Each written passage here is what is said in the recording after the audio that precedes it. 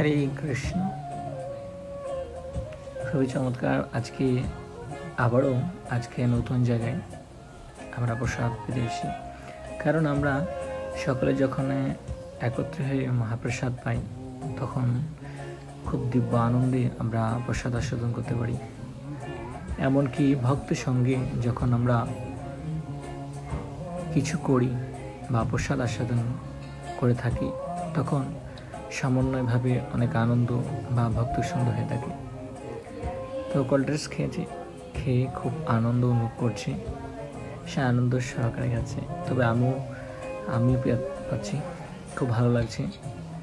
সবাই সবার মতো প্রসাদ আস্বাদন করছে, কারণ সবসময়ের জন্য প্রসাদ আস্বাদন করার জন্য আমাকে ধৈর্য ধারণ করতে হয়। যেমন প্রসাদ যদি আমরা আস্তে আস্তে খেয়ে থাকি তখন আমরা গভীর সেটা তৃপ্তি বা অনুভব করতে পারি প্রসাদ থেকে। তো ছোট হলেও সে দুরন্তভাবে প্রসাদ আস্বাদন করছে, সাথে দেখছে সবাই খাচ্ছে, আমি কি করে বসে থাকি, খুব হাসি খুশি দ্বারা সে আনন্দিত সবাই খাচ্ছে, সে কি করে বুঝতে পারছে না। তারপর আমরা সাথে আছি তার, তো অনেক খাবার সবাই মিলিতভাবে খাচ্ছি। আজ তীর্থ পরীক্ষিত তারা খুব মগ্ন হয়ে আছে, প্রসাদ খাচ্ছে, প্রভু খাচ্ছে, তিনি হায় দিচ্ছেন যে আমিও আছি, আমাকেও একটু ধরো। তা আমিও একটু ধরলাম, ধরার পর আনন্দ সহকারে খাচ্ছি, আলমদাও খাচ্ছে।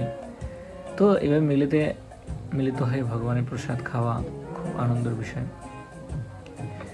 আমরা চাই মাঝে মাঝে সবাই মিলিত হয়ে প্রসাদ আস্বাদন করি, ঘোরাফেরি বিভিন্ন তীর্থ দর্শন করি, এতে ভগবানের কৃপা লাভ করা যাবে এবং আমাদের ভালো লাগার অনুভূতিও বৃদ্ধি পাবে। যে খাওয়ার অনেক আইটেম, কিন্তু শেষে আমরা সবাই পেতে পারি, আমি একটু সব খেতে পারি না, কারণ অনেক বেশি হয়ে গেছে, এত খাওয়া যায় না। তারপর চেষ্টা করছি খাওয়ার জন্য।